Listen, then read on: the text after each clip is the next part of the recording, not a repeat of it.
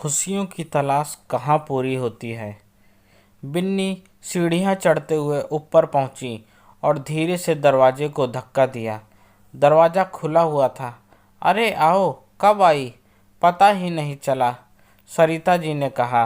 हाँ, नीचे वाला दरवाज़ा खुला देखकर मैं समझ गई थी कि आप घर पर ही हैं, बिन्नी ने सोफे पर बैठते हुए कहा। आज मोलू और सान्या दोनों बाजार से अपने नए क्लास की किताब कॉपियाँ लेकर लौटी थी, तो उन्होंने उत्सुकतावश वहीं फैलाना शुरू कर दिया। मैं इनके स्कूल से लौट रही थी, इसलिए सोचा आपसे मिलते चलूं। बहुत अच्छा किया, तुम्हारे आने से कितना अच्छा लगता है इस शहर में कोई अपना है, वरना घर से इतनी दूर सर्विस पे रहने के कारण कौन अपना होता है। बिन्नी और सरिता जी के परस्पर बढ़िया बनती थी। सरिता जी के बच्चे कॉलेज में पढ़ने वाले और बिन्नी के अभी प्राइमरी सेक्शन में, उम्र का भी अच्छा खासा अंतर था। बिन्नी पढ़ी लिखी स्त्री और सरिता जी गांव की अल्प शिक्षित मगर मिलनसार स्वभाव की महिला। दोनों में प्रेम व्यवहार ने ही रिश्ते को जोड़ा हुआ था।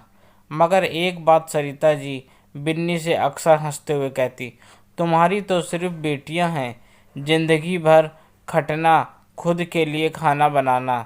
मेरे तो दो दो बेटे हैं, दो बहुओं की सास बनकर रहना है। आने दो घर में बहुओं को, फिर कौन सी जिम्मेदारी बेचेंगी। सरिता जी के पति अच्छे पद पर थे, परंतु शेष परिवार गांव में बहुत अच्छी स्थिति में नहीं थे। सरिता जी के 3 बच्चे थे, सबसे बड़ा बेटा, एक बेटी, फिर एक और बेटा। सभी बच्चे पढ़ रहे थे। जीवन अपनी गति से चल रहा था, परंतु जीवन का एक साथ चलना कभी कभी नीरसता ले जाता है। वो अक्सर कहती, देखना जब मैं बहू दामाद सब ले आऊंगी तो कैसा खुशियों से मेरा घर भर जाएगा। सरिता जी गांव से अपनी छोटी बहन के बेटे के विवाह से लौटी तो बताने लगी, अब इनका भी मन होता है बड़े बेटे मोहन का विवाह कर दें। घर में बहू आ जाए, सूने पड़े घर में रौनक आ जाएगी। सच कितना अच्छा लगेगा। बहू के आने से घर खुशियों से भर जाएगा। बिन्नी को समझ में नहीं आया कि जो समय बेटे के पढ़ लिख कर कैरियर बनाने का है, उसमें विवाह जैसी बात कोई क्यों और कैसे सोच सकता है। सबसे पहली प्राथमिकता तो बेटे को अपने पैरों पर खड़ा करने की स्थिति है, परंतु दूसरे के परिवार की व्यक्तिगत बात समझकर बिन्नी कुछ कह न सकी। बेटे ने भी विवाह कुछ समय बाद करने की इच्छा जताई, मगर उनके पति के घर में बहू लाने के उत्साह के आगे सब धरा रह गया। उन्होंने अपने मित्र की बिटिया ऋचा को अपने घर की बहू बनाने का तय कर लिया। ढेर सारे सोने के गहने, हीरे का भी छोटा सेट, हीराबादी मोतियों से बना सेट, महंगी सुंदर साड़ियाँ, सब खरीदारी चल रही थी। सरिता जी के लिए भी उनके पति ने जैसे और जितने गहने कभी ना बनवाए होंगे, उससे ज़्यादा अरमान से घर की पहली बहू के लिए बनवाए। विवाह हुआ और हर्षोल्लास के वातावरण में नई बहू आ गई। रिश्तेदारों से भी अनेक गहने उपहार में मिले। बिन्नी एक दिन बाजार को निकली तो सरिता जी के घर की ओर मुड़ ली। विवाह के पश्चात से मिली नहीं थी। इस बीच बहू भी मायके पग फेरे की रस्म के लिए चली गई थी। शौक के साथ वो अपने सारे गहने उपहार लेकर आई। मायके में नए विवाह के पश्चात पहनने ओढ़ने का शौक ही अलग होता है। बिन्नी के पहुंचते ही सरिता जी उसे खींच के बाहर बालकनी में ले आई। पता है, बहुत बड़ा अलम संकट आ गया है। घर में क्यों, क्या हुआ? बिन्नी ने आश्चर्य से पूछा पूछा बहू कहती है कि उसकी पूरी अटैच मायके में खो गई। मतलब सारे गहने चले गए, उन्होंने गहरे विषाद में कहा। बात कुछ समझने लायक नहीं थी, परंतु क्या कर सकते हैं। सरिता जी ने सभी गहनों को पूरा पैसा भी अपने ज्वेलर्स को अदा नहीं किया था। सब बड़े ही कष्ट और मानसिक संतापन में उन्होंने दुकानदार के पैसे अदा किए। गहने बहू के शरीर का शोभा बढ़ा रहे होते तो और ही बात होती। कुछ दिनों बाद मिलने घर सरिता जी ने बताया, हमें तो लगता है कि उसके मायके वालों ने सारे गहने वहीं रख लिए। उन्हें लगा होगा कि हम लोग बड़ी बहू से लेकर वहीं छोटी बहू को चढ़ा देंगे, विवाह में दे देंगे, इसलिए ये चालाकी दिखाई। सरिता जी को सदमा बस इसी बात का नहीं मिला, असली बात तो अब शुरू हुई। अब रोज सरिता जी पूरे घर के साफ सफाई, खाना पीना सब उसी भांति कर रही थी। बहू सब काम निपटने के बाद अपने कमरे से निकलती और थाली में खाना परोसकर उसके कमरे में जाकर दरवाज़ा बंद कर लेती। उसके कमरे में अटैच बाथरूम होने के कारण वो कब उठी, कब स्नान आदि किया, सरिता जी को कुछ पता नहीं चलता। सरिता जी अपने पति से भी बहुत डरती थी, वो उनकी सुनते नहीं थे। एक दिन डरते डरते अपने बेटे मोहन से कहा कि बहू से कहो मेरे साथ काम पे हाथ बटाए। तो मोहन ने बिफरते हुए कहा, तुम्ही लोगों को तो बहुत शौक था घर में बहू लाने का, अब तुम लोग भुगतो। सरिता जी बहू बेटे से जागने के बाद उनके कमरे में भी जाकर सफाई करती। कहती थी कि मेरा बेटा नाराज हो जाएगा कि मम्मी मेरे साथ दुर्भावना रखती हैं। सरिता जी और उनके पति ने सोचा बहू को कहीं घुमाने फिराने ले जाएंगे तो शायद खुश रहे।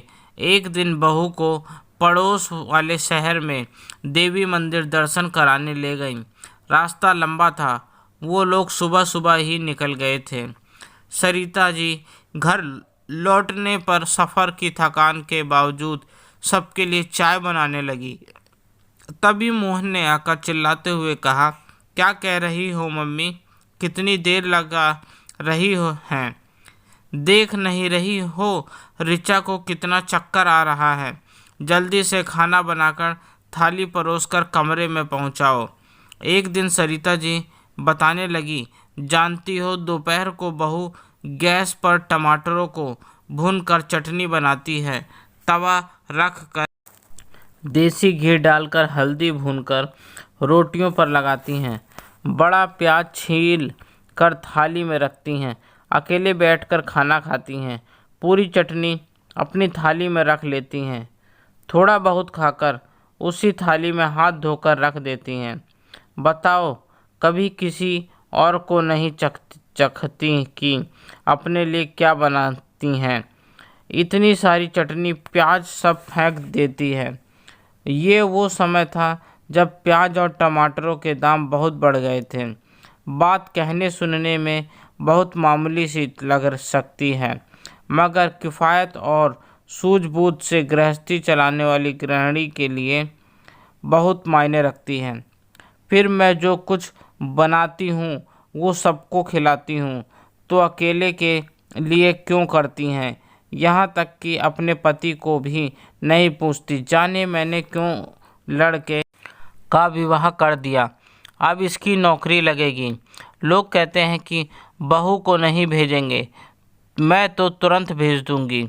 बहू घर से जाए तो खुशियाँ आए, घर की तो सुख शांति ही भंग हो गई है। फिर बहू मायके गई, वहाँ से अपने पति से किसी बात पर फ़ोन पर ही लड़ाई किया। शायद मोहन ने कहा कि तुमने सबको परेशान कर रखा है, मैं भी कंपटीशन की तैयारी के लिए पढ़ रही हूँ। ऐसा ही चलता रहा तो मैं किसी दिन थोड़ी देर बाद बहू का सरिता जी के पास फ़ोन आया, मम्मी जी ये तो अभी मुझसे फ़ोन पर बात कर रहे थे कि मैं जहर खा लूँगा। अब मैं फ़ोन मिला रही हूँ तो फ़ोन ही नहीं उठा रहे हैं। सरिता जी सन्न रह गईं। भागते हुए मोहन के कमरे में पहुंची। मोहन जमीन पर पड़ा था और मुंह से झाग निकल रहा था। किसी और को नहीं बताया, सिर्फ बिन्नी और उसके पति को फ़ोन करके कहा, अर्जेंट है, तुरंत उस हॉस्पिटल में पहुंच जाओ। किसी तरह बेटे की जान बचाई गई। उनके पति ने हॉस्पिटल से ही बहू के घर वालों को फ़ोन किया तो तुम लोगों को दहेज मांगने के इल्ज़ाम में फंसा दूंगा। मेरी बेटी की जिम्मेदारी आप लोगों की है। और वो लोग अपनी बेटी को आनन फानन में ससुराल पहुंचाकर भाग गए। सरिता जी ने महीनों सेवा करके बेटे को स्वस्थ किया। बहू का वही रवैया चलता रहा। उसे अपने बीमार पति से कोई मतलब नहीं था। फिर मोहन की कहीं दूर सर्विस लग गई। सरिता जी ने बहू बेटे दोनों को भेज दिया। कालांतर में उनकी बेटी का विवाह हुआ। उसने भी अपने ससुराल मायके सबको परेशान ही किया। सरिता जी कभी अपने बच्चों की ओर से खुश संतुष्ट नहीं हो सकी। तो वास्तव में जीवन की खुशियाँ कहाँ हैं, किन चीज़ों में हैं? अपनी संतान को पालने पोसने में माता पिता जीवन लगा देते हैं। हाँ, अपने पैरों पर खड़े हुए बिना अब ना बेटे का विवाह करना चाहिए ना बेटी का, जिससे वह अपना जीवन अपनी जिम्मेदारी से जिए। यह बिल्कुल सच है कि इसे विरले उदाहरण के तौर पर ही लिया जाएगा। कहीं माता पिता बहुत जिम्मेदार होते हैं तो कहीं बच्चे। जीवन संध्या में सरिता जी चाहती हैं कि बेटे अपनी दुनिया अपने तरीके से जिएं। बेटी भी रोज शिकायतों के साथ ससुराल से ना आए, सब अपनी दुनिया संभालें, जिससे वो भी अपनी दुनिया में दो रोटी चैन से खा सकें। मैंने इस विषय पर इसलिए लिखना चाहा कि शायद कुछ लोगों को इस घटना से सबक मिले और वो अपने जीवन में ऐसी गलतियां करने से बचें। मेरी यह बात हर एक पीढ़ी के लिए है। आशा है कोई इसे अन्यथा नहीं लेगा। अपने विचारों को भी आपने लाइक्स, कमेंट्स और शेयर के माध्यम से बताएं और मुझे सब्सक्राइब करें। आपका अपना दोस्त। धन्यवाद।